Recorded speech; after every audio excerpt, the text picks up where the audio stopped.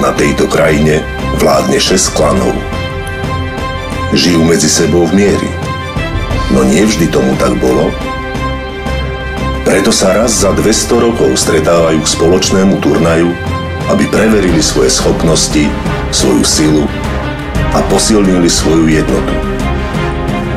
Stretávajú sa, aby povstali noví hrdinovia, aby v tejto krajine i naďalej vládol pokoj a mier. Po 200 rokoch je tu opäť možnosť prísť a stať sa hrdinom.